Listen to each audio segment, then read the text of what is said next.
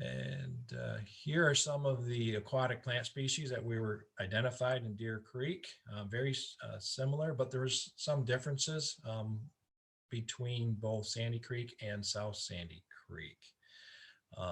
Curly leaf pondweed and Eurasian water milfoil are certainly the two most common aquatic invasive species within this system. Some water milfoil, some different, I considered it a horned water milfoil was also identified in the lower reach. One thing to know here, that water chestnut, for example, though, was not identified in Deer Creek. So, and as it relates to floating aquatic species, you can see there that the European frogbit was observed in both the upper, middle, and lower reaches. And some of the native species included the white and yellow water lilies. And arrowhead is very dominant in the emergent species within this environment. Next slide, please. Okay, just a few photos here of some of the native aquatic floating leaf species. The white lily pads, lower left. Upper right, we have the duckweed. And then the lower right, we have the yellow lily pad. So you can see that's fine. The white is very round. The yellow has a little more of an oval shape to it. For those that are curious, how do you tell the difference between those two? All right, Rob, next slide, please. Here are some of the native species that were observed there, just absolutely gorgeous. We have on the left-hand side there, the swamp rose mallow. These were just blooming while we were there. It was great. We have the buttonbush in the upper right-hand corner. And then one unique find, because I don't see it very often, and I spend a fair amount of time in a variety of different wetland environments, but the native swamp loosestrife. We did find several patches of this within Deer Creek, mainly in the lower section, the lower reach of Deer Creek. Next slide, please. And here are some of the invasive species. European frogbit, as we had mentioned earlier. Some of the smaller stuff you see there is common duckweed. Upper right-hand corner is the purple loosestrife. That photo is pretty indicative too. And what I mean by that is you usually see small individual plant clumps like that of purple loosestrife or patches of purple loosestrife within the emergent marsh habitat. So some of the good news is that, I mean, look at the diversity of the native plant species in that area, right? And so that's a very positive sign, of course. Then of course we have the invasive. So in the lower bottom right there, I consider that maybe a whorled water milfoil, if you will. Next slide, please. Okay, some of the native aquatic animals that were identified, and I don't know exactly what Brittany talked about, but as part of this, we did deploy some live traps. Most of the animal species that were captured in the live traps were native species, if you will. So there wasn't any unique finds there from an invasive species perspective, but a lot of the native species that were identified include the common crayfish, the brown bullhead, perch, yellow perch, and sunfish, and smallmouth bass. During the visual observations, we observed a variety of schools of not only forage fish, minnow species, but also a lot of freshwater fish species. So like I said earlier, such as perch and smallmouth bass were pretty prevalent within each one of these areas. Next slide, please. Okay, this was one of the unique finds that was, again, it's a native species. It was identified or observed in one of these areas. We can't be specific to exactly where we found it, but it is a pirate perch. This was quite a surprise to me because I haven't been stumped very often, and I thought confident going into this particular project that I've seen just about every freshwater species out there, or at least felt that I wouldn't be stumped, you know, that most of the species that I would find, I would be able to identify them.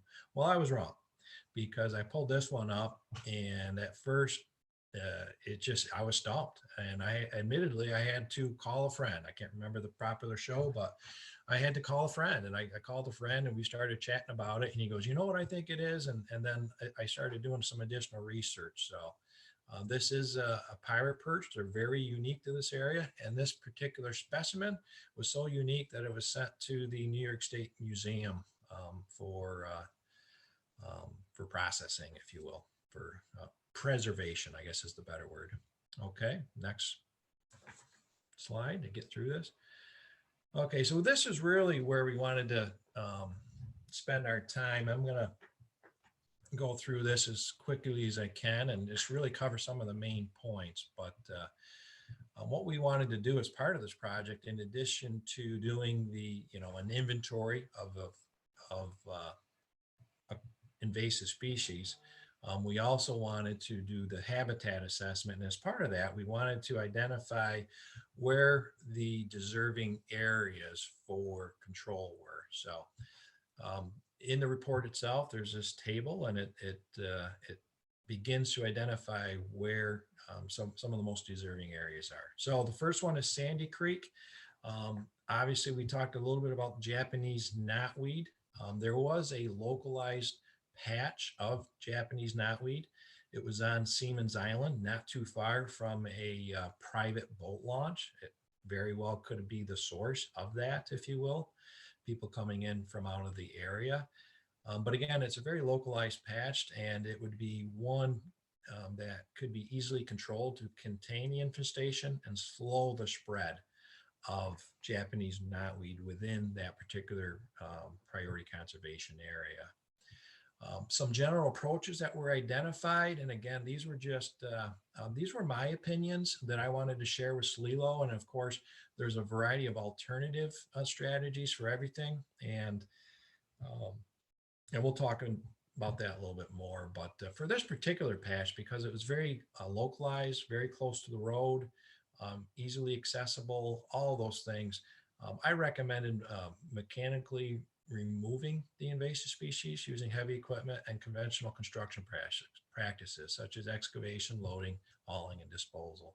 Obviously, care must be taken to avoid spreading plant fragments, because that, of course, could make the infestation worse. And then, of course, that would be followed up with ecological restoration. As you can see, the method on the left-hand side there is ecological restoration, which is basically in its the most general way to say it is to restore the area by backfilling the topsoil, sowing of seeds, native grasses species, and planting native trees, the ecological restoration component of that. So the other invasive species I would mention is purple loosestrife. Okay, so Japanese knotweed, it was small, relatively localized. Purple loosestrife, very much more widespread.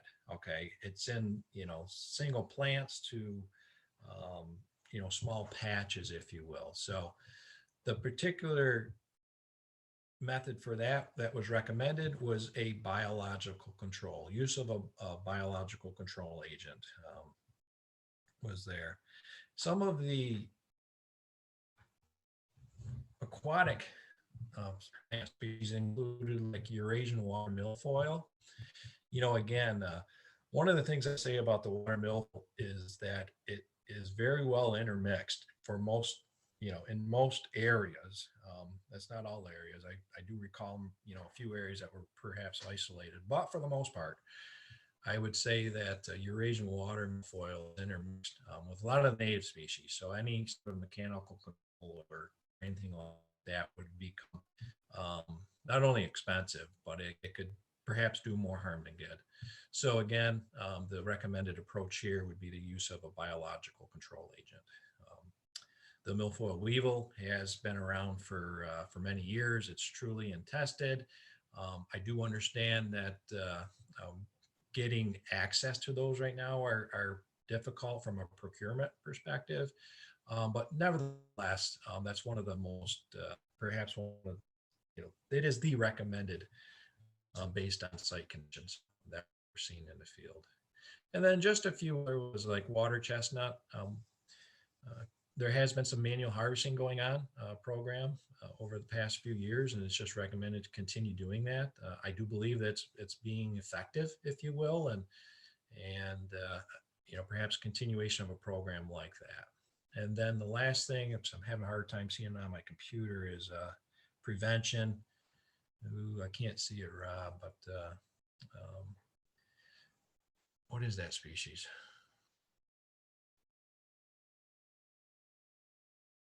Okay. Well, I can't see it. Where are you, Matt? The bottom of the slide there. I just can't see it. European frogbit. Okay. I couldn't see that on my particular screen, but that was identified as prevention, for example. The type of management strategy is prevention. It was not identified in Sandy Creek, but it was identified in one of the other two, for example. So as a result, that would be something that we would want to monitor using, either conventional techniques or some of the innovative techniques that are out there, such as the eDNA that was spoke of earlier by Brittany, as well as drone technology, which was also mentioned out there earlier as well. Both of those technologies would be good for early detection. Okay, next slide. So South Sandy Creek was probably similar to Sandy Creek, but a little bit different. Okay, again, Japanese knotweed becomes, I would say, the primary focused invasive species. And if you recall back to the figure, it was identified on the both banks of the river in the upstream reach. And Japanese knotweed in this case is it's still, I would consider, localized management because it's still within the upstream reach, and it doesn't extend further down. The good news is it shouldn't be able to, the habitat conditions for it to continue spreading further down are probably not that great based on the required conditions that it needs, if you will. So that's good news. The recommended approach here is to basically, I use the word raise the invasive plant species, and using conventional. And there's a variety of ways to do that. There's controlled fires, there's chemical applications, as well as innovative techniques such as solarization and occultation. And for those that aren't familiar with that, it really focuses on the power of the sun. Okay, so the sun obviously holds a tremendous amount of power. Solarization is basically accelerating that power, right? And using like a clear tarp, if you will, in order to burn, if you will, and raise the temperature of the plant species. Occultation is pretty much the opposite. Okay, so now you're using a non-transparent cover, like a black tarp, if you will. And underneath that black tarp, it's starving the plant from the sun. And in those two cases, it could be an innovative technique for controlling invasive species. Those techniques are used in agriculture, but to my knowledge, I think they're less used so far in controlling invasive species management. So it's something that could be researched a little bit more and perhaps even tried along any of these sites that we're talking about today. The second one is common reed grass. Again, this one is a little more difficult to get to. So getting there is only pretty much by boat. And as a result, we didn't identify mechanical controls, if you will, because that could get expensive. I think the better options would be to focus on using a chemical application, as we talked about, techniques such as solarization or occultation. Of course, ecological restoration follows either of those two raising techniques, if you will. Again, purple lowstrife would be the next species we've identified. Similar to the other three sites, purple lowstrife is more widespread. it's harder to tackle in those particular ways as a result. The release of a biological control for purple loosestrife is probably the best technology. And then water chestnut and European frogbit are added there because neither of them were identified. And as a result, it'd be good to make sure that develop an invasive species monitoring program using both the conventional practices such as visual observation and or innovative technologies such as the eDNA or drone technology, just to continue to assess, and if it is detected, then container suppress it using hand pulling techniques or alternative methods based on the site conditions. Okay, next slide, please. And lastly, this will be Deer Creek. And Deer Creek, again, we have, well, the good news is we're not seeing any Japanese knotweed here. It did make the list. And so the focus now becomes on purple loosestrife, okay? And purple loosestrife, again, it's more widespread. And the recommended approach is biocontrols, okay? On the water chestnut was not identified in Deer Creek, but it was identified in the others. And as a result, that would focus on that early detection. Let's get it on the list for early detection. That's a focus area that we know that we need to focus on to make sure that it doesn't get established, if you will. And then lastly, we just identified some, more or less all, and we included there sort of a collection of species that we don't want to see invade our area. Included water thyme, fanwort, water hyacinth, the tench, Asian carp, Asian swamp eel, and northern snakehead. And one thing I would recommend there is, is based on the assessment methods for invasive species. If we were to begin to look at some of these other species, we probably want to look at other methods as well. So moving maybe from live traps or expanding the program to include like electrofishing. And I've done a variety of that. I've actually worked in concert with DEC for many years, doing a variety of that work on different sites. And it can be very productive way of looking for invasive animal species, particularly in aquatic systems, if you will, because, yeah. Okay, what was next here? I'm going to try to wrap this up. Go back to that other slide. Yep. Okay. So, what are some of the next steps? And we just wanted to identify this, and some of the next steps, once we've identified the areas that are most deserving, so we conducted the inventory, we have an understanding of what invasive species are there. We have an understanding of the habitat conditions of within that area and the surrounding area, right? So we have an understanding of where that invasive species may want to propagate further, and so the next step would be more like a feasibility study, and the Nature Conservancy has come out with what they have termed an invasive plant management decision analysis tool. Okay, that's a little bit of a mouthful, but IPMDAT, and it basically is it's a little software tool.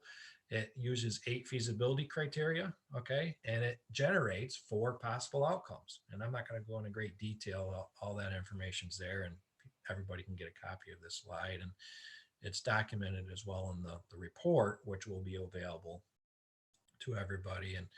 But basically, the 4 possible outcomes are to proceed with the control strategy implementation. The project has a high probability of success and a high conservation value, and it derives at that based on the 8 criteria above. One of those, of course, is return on investment. That's obviously very important. Where are we going to put our resources? We have limited resources. Where is the best bang for our buck is probably the most generic term used today. And then the 3 other outcomes are stop, go ahead and secure funding. 3, stop, control not feasible, and it's just not warranted. And 4, peer review required. Okay, so the feasibility and or conservation value is uncertain at this time, requires further analysis. So that would be the next step of this. And I believe Brittany, once she clears her plate a little bit, is, or maybe she already has started working on the sort of the feasibility side of that. And I believe we're at the last slide. Oh, that was it. So just the last slide here shows a little bit of what I would call a channel margin. And without spending a lot of time on this, but the habitat within these 3 priority conservation areas, to me, I had done some, waterfowl hunting in those areas in past years, and it was just a true blessing to go back there and see the diversity of the aquatic plants, as well as the animals that are there, that what it holds. And I can just tell you that pictures just don't even really do it justice. So I highly recommend getting in a canoe or kayak and checking it out yourself. The state has some wonderful facilities at each one of these areas for parking, and it makes these areas very, accessible for recreation, which is good. And they're just lovely areas. They're just, and I'm not even using, sort of my ecological professional terms here. I should be talking about the biodiversity and a variety of other things, but the beauty is it can be overwhelming at times. Thank you so much, Matthew, for Yep. sharing your presentation and the work that was conducted. Rob, if you want to just swap to the next slide really quick. Sure. And also I would just say, Matt, appreciate it. Hopefully you will be able to stay on the call. I'd like to keep moving through the agenda because there's some folks who have other meetings to get to. And then when we have open dialogue, perhaps, Matt, if you're still on the call, you could address some questions. Thanks, All Rob. yours, Brittany. So I do want to say that I did see a lot of chat happening in the chat box, and that's awesome. And thanks to everyone who has privately messaged and shared back and forth. So we are working on reviewing and finalizing the final report from this study, and then we'll scrub some of the protected data out of it so that it can be shared with the public. And that will be going live hopefully in the next couple of weeks. And in the meantime, or at the same time as that, we are gearing up for the Aquatic Restoration Initiative Phase 2. And so we will be releasing the RFQ for the 2021 field season to actually take the study, the assessment from 2020 and actually put it into action. So going out to the recommended locations and initiating some of this restoration work. And the invasive species management as well. So we're really excited for that. And hopefully in the next couple of weeks, we'll have an RFQ go live. And if you will all be very gracious on the line in sharing that out further to your networks as well. We are excited to continue this work and hopefully start adding some more native habitats to our list in our priority conservation areas. So thank you again, Matthew, for all of your hard work. And it was great to see the presentation today. And Rob, I will let you take back over. Super, thank you. So now I'd like to introduce Heidi Sauerwein, and she has asked for some time on the agenda to give everyone an update on Project Whirl. Heidi, are you with us? I am. Can you hear me? Yes, we can. Hi guys, how are you today? I'm going to share my screen if that's okay. Oh. Rob, can you give me control, co-host control to share? Sure, hang on one second. I thought I already did that, but. Let me try. Oh, it says somebody else is sharing. Rob, you just have to stop sharing your screen, that's all. Sure. There you go. Hi, everyone. Okay.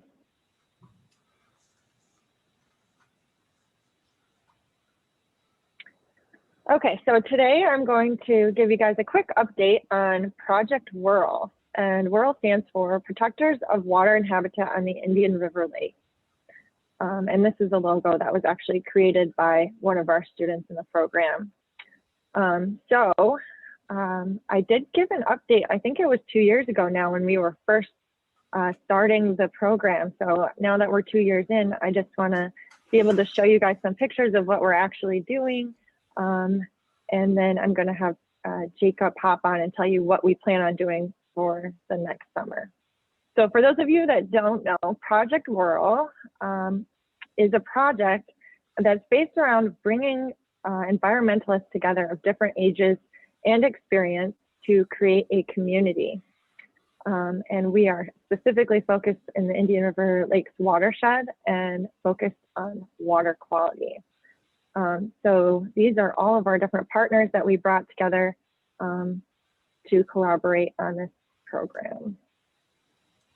So Project Whirl, the main basis of it so far is that we have students that come together for a 6-week program during the summer, and they have mentors at the college level and the professional level who are teaching them and showing them different projects in the field, and as we like to say, in the water as well.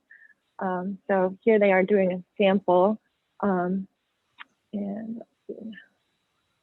Oops. Go back. Here's a few more pictures, and I'll give you just a rundown of a few different things that the students in Project Whirl have done over the last 2 summers.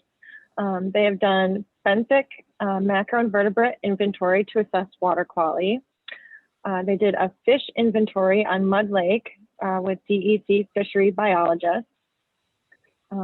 Up in the left-hand corner, you can see them visiting Paul Smith's floating lab, where they learned different methods for sampling water quality. They've done eDNA testing on lakes, looking for DNA of invasive species. And we did a purple loosestrife weevil release. So here's a few more photos. So our Project Whirl is based around 3 different tracks or topics. And those topics are watershed management, aquatic resources, and invasive species management. And so I just wanted to make sure to thank SLELO Prism for being such a great resource to us as we are starting this program. I have been in contact with, I think, everybody at SLELO since we started the program, but especially Megan has been there since the very beginning, helping us to create the different programs and especially the invasive species management portion of that. So thank you to SLELO and to Megan. This year we also had some challenges with the pandemic, but we ended up creating a really great project, or a really great activity to start, which was all of the students going out with their families to 10 different points along the Indian River Lake watershed and learning about lake ecology and stream ecology. And they were able to view the different land uses all along the river and the lakes and see how that was affecting the biology there. So we were able to work around the pandemic.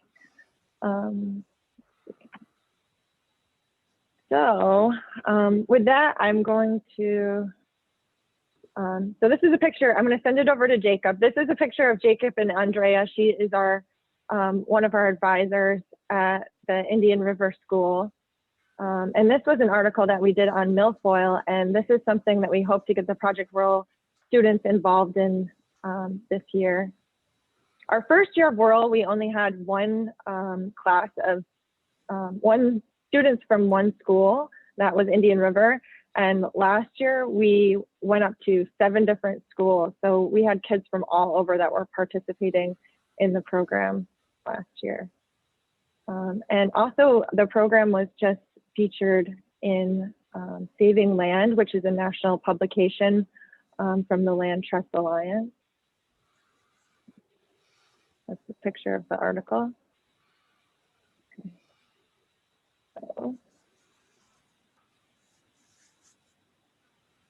So without further ado, I'm going to send it over to Jacob, who's on the line, Jacob is our new watershed coordinator that we were able to hire to help with Project Whirl through the New York Conservation Partnership grant that we received this year. Jacob is a graduate of SUNY ESS. He's also worked at the biological station, the Thousand Islands Biological Station, and he worked in the Poconos as an aquatic biologist as well. So Jacob, are you on the line? I am here. I can't start my video, but I didn't create any slides. I apologize.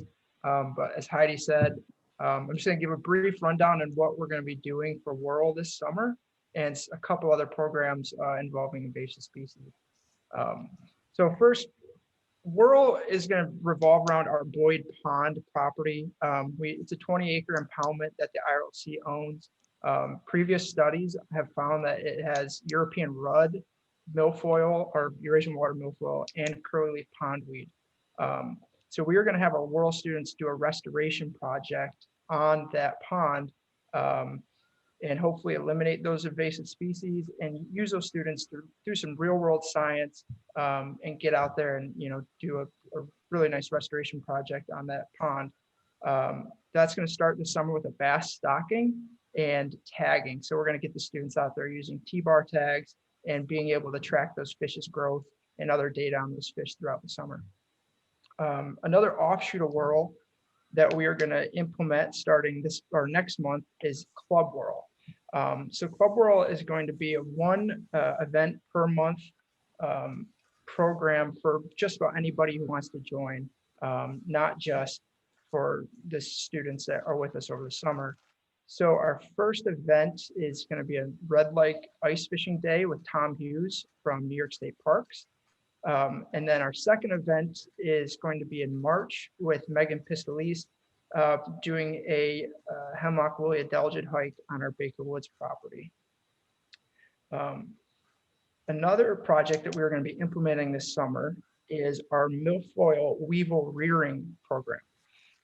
As Matt had touched on earlier, milfoil weevils are hard to come by nowadays. There was one company that was selling them out of Wisconsin, and they have since ceased selling them. So through some research, we discovered that there are some lake associations in the upper Midwest that have implemented their own rearing program where they'll go out and collect their own milfoil weevils and grow them and stock them in their lakes. So the IRLC is going to start a small scale pilot program to assess the feasibility of teaching our own lake associations how to do that. And we're going to have our Whirl students involved in every step of the way, from collecting our own weevils from our area lakes and growing them throughout the summer and stocking them in the fall. We'll also be able to teach our lake associations, like I said, and have them scale up their own programs to do their own stocking.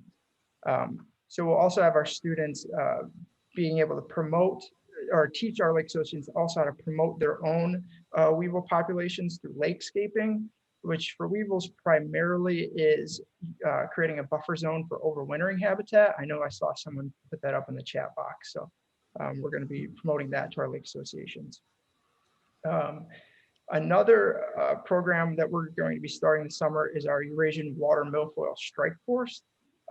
We are going to have a team of volunteers and Whirl students who will, I guess I should start with that we are going to have lake residents that are having issues with Eurasian water milfoil on their nearshore habitats around their lake, around their docks and their swimming areas that can sign up. And we're going to go to a lake per day and go to all our residents that have signed up with our team of volunteers and our Project Whirl students and hand pull that Eurasian water milfoil for them.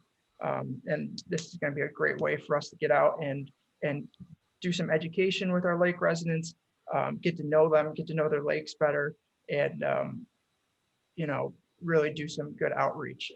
At the end of each day, we're going to have a little cookout where all our lake residents that are participating can hang out with our volunteers and our Whirl students and really do some good networking between the IRLC and our lake residents. So that's the 3 programs that I'm going to be involved in this summer, instituting, and I'm really happy to be here, and really happy to be on this call with all you. So it's nice to meet everybody. Super, thank you. Heidi, anything else? No, just encouraging any environmental professionals out there, if you want to get involved with Project Whirl, we really just want to connect the students with mentors. So if you have anything to offer, please send me a message or an email. And yeah, I'd love to connect with you. So thanks, Rob, and thanks, Lilo, for having us today. Sure, thank you, Heidi. And perhaps you could put your contact information into the chat box, and folks can contact you that way. And again, during our open dialogue, we'll have opportunity for some questions and answers and open dialogue with any of our presenters today. So next, I'd like to introduce Megan Pistoles, our Education Outreach Coordinator, to provide some updates on education and outreach activities. Megan, it's all yours. Excellent. It's nice to meet with all of you today. I'm going to share some education outreach updates with you.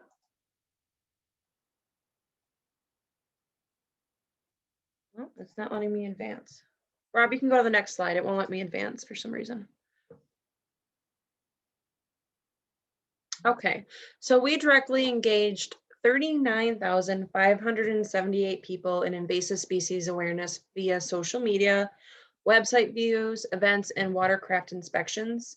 So this pie chart here shows some percentages. So 61% of that number was through website engagements, 26% was through our watercraft inspection steward program, 10% was through social media, and this was only capturing the likes, shares, and comments on our posts on Facebook, not just like the broad reach.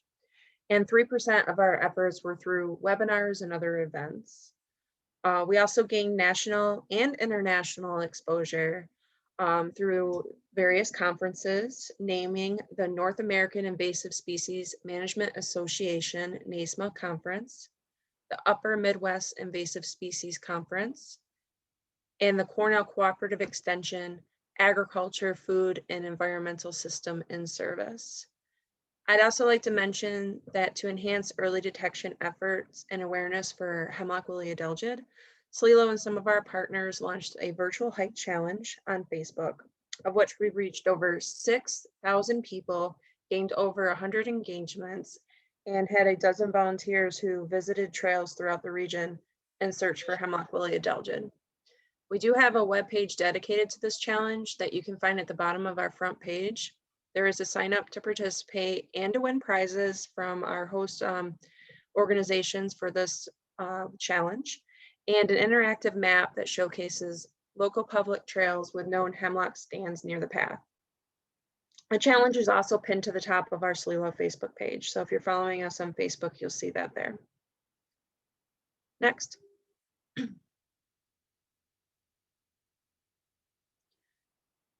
You can register for these events on the SLELO events page and also on the host websites.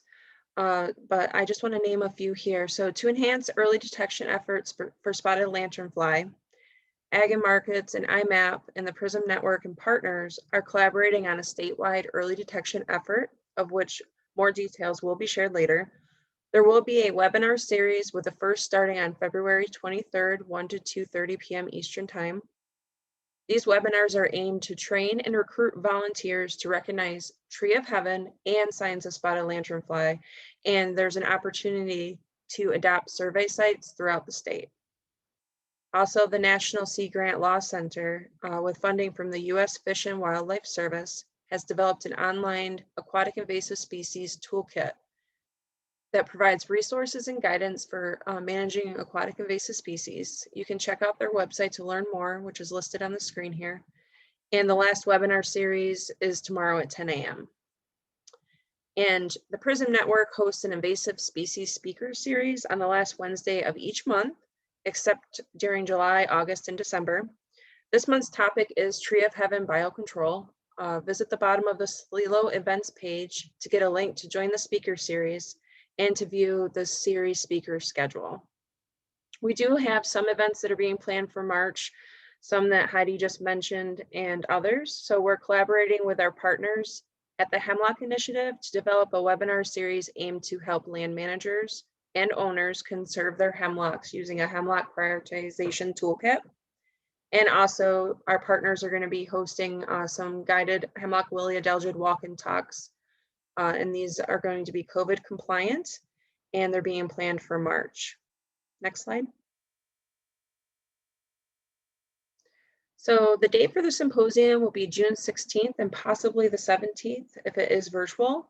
We are encouraging our partners and collaborators to submit an abstract or an exhibit by February 1st. You can visit the bottom of the front page of the SLELO website for a link to a Google form to submit. And the SLELO Education Outreach Committee is collaborating to set an agenda and speakers for this event. Next slide. SLELO is launching a Pledge to Protect marketing initiative that aims not only to raise awareness of invasive species, but also to engage target audiences to take a pledge to protect the lands and waters that they enjoy exploring. Upon taking the pledge, pledgers will unlock a virtual toolbox with resources to help them fulfill their pledge and learn about various invasive species that threaten our lands and waters. The marketing initiative will deliver a positive, unified message that can be utilized broadly throughout New York State by the PRISM network and our partners, and will complement existing healthy waters, forests, and lands messaging. It will include both on-the-ground and virtual outreach components. The virtual components will include use of SLELO PRISM's website, our social media, and other online platforms. On-the-ground components will include messaging through printed materials, signs, and billboards placed in locations throughout the SLELO region where target audiences will see them. Next slide. And as many of you already know, spotted lanternfly is in New York State. The list on the slide names the locations and descriptions of SLF confirmed sites in New York. And as mentioned earlier, IMAP and Ag and Markets are collaborating on a statewide early detection survey for spotted lanternfly and tree of heaven. There is a statewide call to action to search for signs of spotted lanternfly and for presence of tree of heaven. There's also a webpage on the IMAP site that showcases this effort, which I will share with you in just a moment here. Can you confirm that you're seeing the IMAP webpage? Yep, we can see it. Yes, we are. Excellent. So if you just go to nymapinvasives.org, this is their front page, and you can just click on spotted lanternfly here. And a summary of the statewide early detection survey project is here. And here is also a direct link to the webinar that I mentioned earlier that is explaining this project and how to get involved. Steps for how to volunteer are outlined here. All the resources you'd ever need for spotted lanternfly are also here. And also the PRISM network, a video for tutorial, what's to be expected for survey, and important information for volunteers. And coming soon is going to be this area where you can actually see a map of all these different grid squares that IMAP and Ag and Markets are wanting to enhance early detection efforts for tree of heaven and also for signs of spotted lanternfly. So it's not live yet, but I've been told it's going to be live, I believe, by the end of the week or early next week. And there's instructions on how to sign up for what they're calling grid squares, which are specific survey sites. I'd also like to show you, while I have your attention, on the front page of the SLELO webpage here, a lot of the resources, reports, and things that we're mentioning are here for your convenience. You can just go ahead and grab what you need right from the front of our webpage. And also our events page and things listed up here. Okay, and Rob, you can go ahead and go back to your slides. And that concludes the education outreach updates. Great, thank you, Megan. So let's hear from our statewide partners. I know I'm going to go with the IMAP invasives first. Megan, have you covered everything that you want to cover for IMAP? I believe No. Meg has gotten off the line. No, I was going to do that whenever her slides come up. I've got right. another message. There's her slide. Oh, okay. So you want, okay, sure. So IMAP will be featuring an article in the SLILO newsletter, which aims to be released in early February. The article will highlight how to use the IMAP report tool and the municipalities layer to create reports for municipalities. An example could be using these tools to generate a species list report for Watertown. Also, during this time of year, many of you are surveying for hemlock woolly adelgid. And as many of you may know, you can use IMAP to report survey and observation data through the IMAP mobile app. And for more advanced surveying, you can use the IMAP Survey 123 app. Both of these are great ways to make sure important data is communicated to key staff and partners across the state. And just a note that emails will trigger at 11 p.m. on unconfirmed data through the IMAP portal. And a great example of how IMAP observations trigger rapid response is the HWA infestation that was found recently in Lake George. That was submitted to IMAP by a citizen science volunteer, which alerted the DEC, parks, APIP, and other key partners to launch a rapid response to contain and eradicate that infestation, and also search for potential spread of the infestation. So it's just a great way to get the information to the people that need it most. Also, IMAP holds a webinar at 1 p.m. following the Prism-wide Invasive Species Speakers Series, which will be held tomorrow. The webinar will showcase how to confirm observations. So there's an opportunity for volunteers who are well-trained to aid in confirmation of submitted IMAP observations. If you are interested in aiding SLILO in confirming records, please just reach out to me and I'll get you set up. And then the other events listed here on the IMAP or on the IMAP training page and will be added to the SLILO events page for convenience. Thank you. Super, thank you, Megan. So let's go to New York State DEC, the Invasive Species Coordination section. I'm not sure who's on the call. I haven't had a chance to look, but I'm wondering if Josh or Dave or Kathy or anyone from the coordination section is on. If so, please unmute yourself.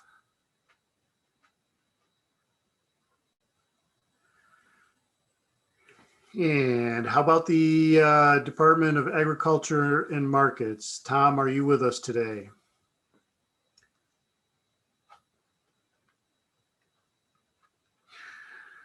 Okay, 1 for 4. We're striking out here. How about the New York Invasive Species Research Institute? Is anyone on the call? Carrie or Audrey?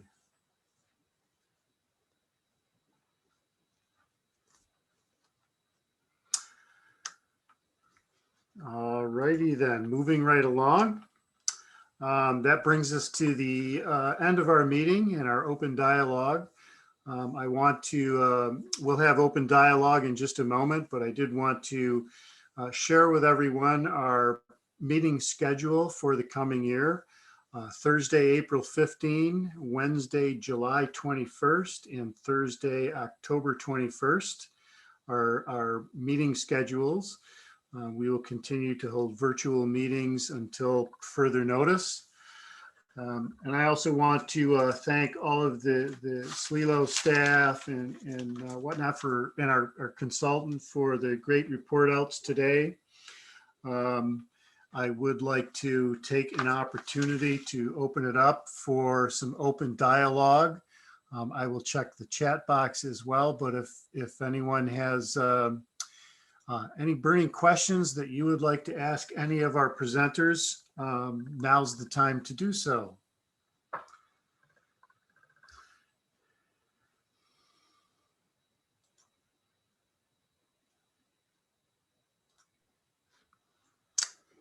And either a lot of people are asking questions without unmuting themselves, or we just don't seem to have a lot of questions. I am having a tough, yeah, go ahead. I can vet some of these questions in here and just ask them out loud if that is acceptable. Yeah, that would be good because I, for some reason, can't seem to open my chat box. Yeah, for some reason when you're sharing, it's hard to find. So, okay, so Steve Young asked earlier, what are the boundaries for Whirl? Heidi or Jacob, could you talk on that for a moment, please? Please unmute yourself, Heidi. We can hear you now. Can you hear me? I can actually, if you guys want, I can show you a map of our Sure. watershed. Let me pull it up and then I'll share my screen.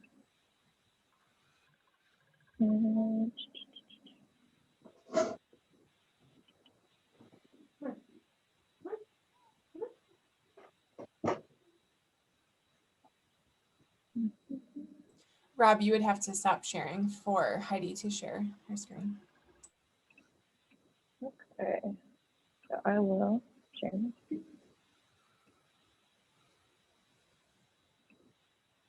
And here's a map, kind of small. But this is the outline of our particular watershed. We have 3 different preserves. They're marked on the map.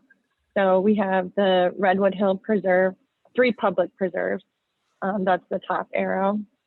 The Grand Lake Preserve, and then the Baker Woods Preserve, which is down in Natural Bridge.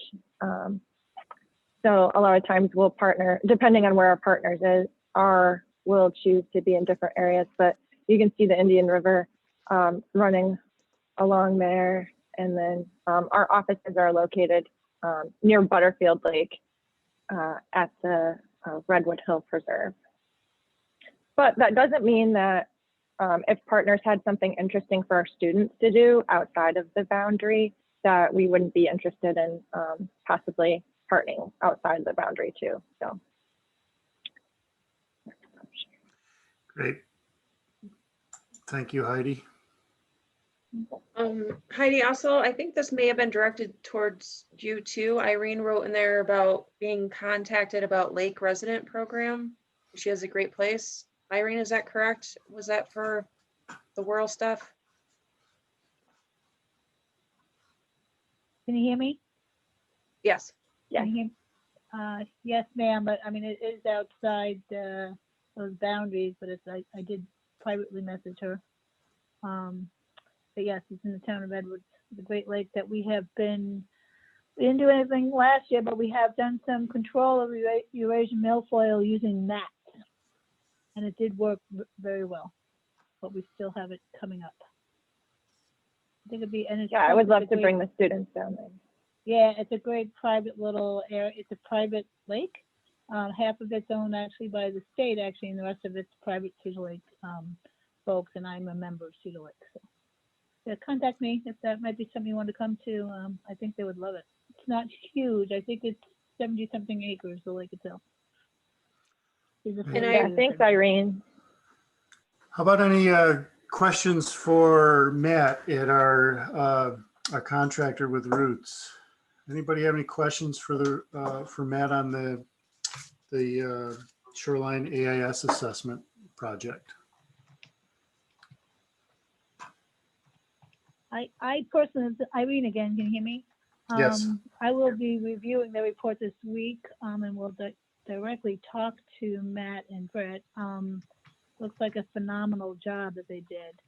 I have a few questions, and I put it in there in the chat, where they found the Japanese knotweed on the Sandy Creek, if that was on private or state land. Because right in the vicinity is the mitigation project, and it may be up to those folks to take care of it. Yeah, I think that specific population might be on private land. I would concur. There seems to be some information in here too. I don't know if Irene wants to speak on what you shared or if Wiley wants to speak on what he shared. Audubon, and then there's another one about meeting with Dr. White.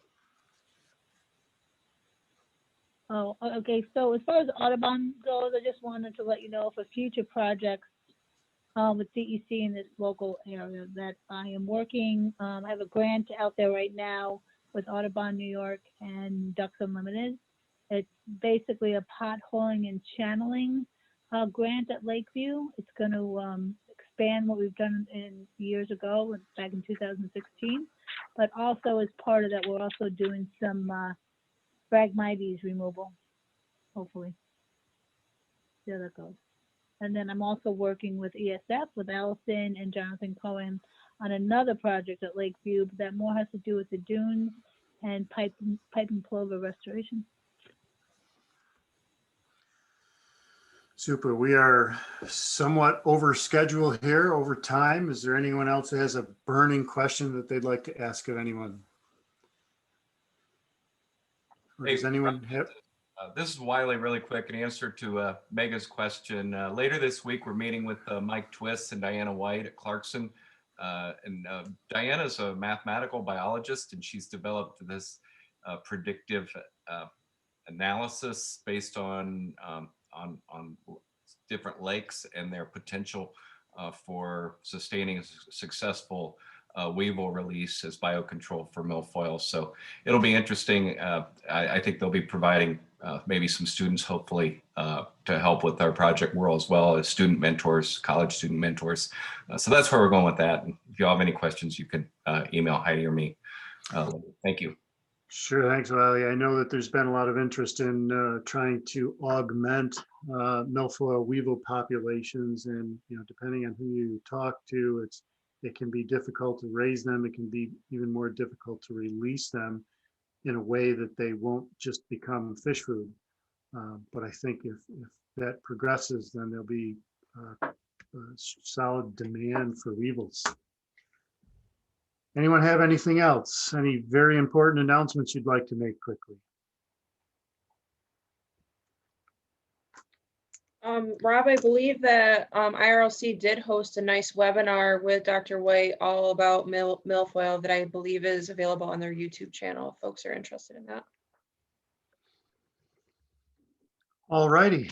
Well, thanks everyone for your time today. The entire SLILO team, as well as Zach Simek, who works with us part-time, we're available primarily by email.